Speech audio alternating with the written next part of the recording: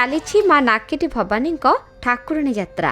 ଏହି ପବିତ୍ର ଯାତ୍ରା ଦର୍ଶନର ସୁଯୋଗ ନେଉଛନ୍ତି ଦର୍ଶନାର୍ଥୀ।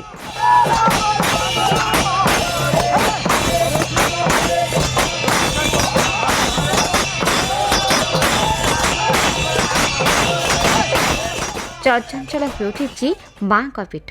ଗଜପତି ଜିଲ୍ଲା ପାରଳାଖେମୁଣ୍ଡି ସ୍ଥିତ ଯାଜପୁରର ଗ୍ରାମ ଦେବତୀ ହେଉଛନ୍ତି ମା ନାକେଟି ଭବାନୀ।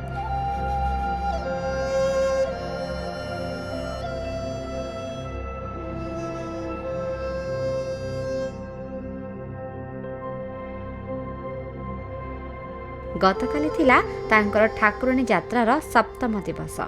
ମାଙ୍କର ଶାନ୍ତି ପାଇଁ ଗ୍ରାମବାସୀମାନେ ତାଳ ମୃଦଙ୍ଗ ବଜାଇ ଏବଂ ଗଜାମୁଆଁ ନେଇ ମାଙ୍କର ପାଖରେ ପୂଜା ଅର୍ଚ୍ଚନା କରିଥିବା ଦେଖିବାକୁ ମିଳିଥିଲା।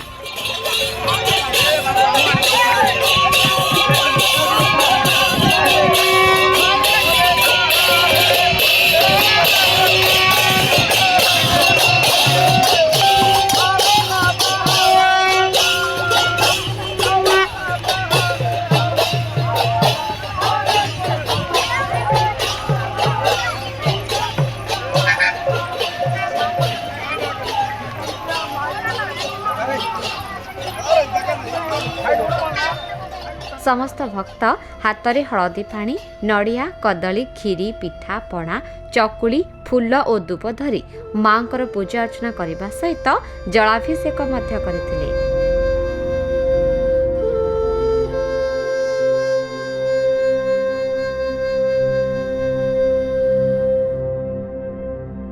ଏଥିପାଇଁ ଭକ୍ତମାନଙ୍କ ଭିତରେ ପ୍ରବଳ ଆଗ୍ରହ ଦେଖିବାକୁ ମିଳିଥିଲା। ଲୋକବିଶ୍ୱାସ ରହିଛି ଯେ ମାଙ୍କର ଶାନ୍ତି ପାଇଁ ଏହିପରି ପୂଜା ଅର୍ଚ୍ଚନା କଲେ ମା ସମସ୍ତଙ୍କ ମନସ୍କାମନା ପୂର୍ଣ୍ଣ କରିଥାନ୍ତି।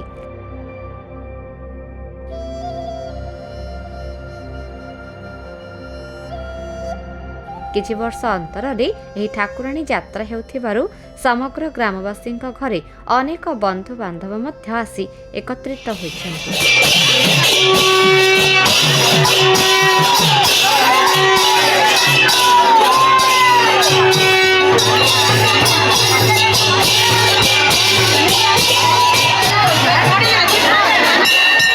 ଆମ ଧର୍ମ, ସଂସ୍କୃତି ଓ ପରମ୍ପରା ବିଷୟରେ ଅଧିକ ଜାଣିବା ପାଇଁ ଦେଖୁଥାନ୍ତୁ ଭକ୍ତି ଓଡ଼ିଶା, ଆଧ୍ୟାତ୍ମିକତାର ଅନୁଭବ।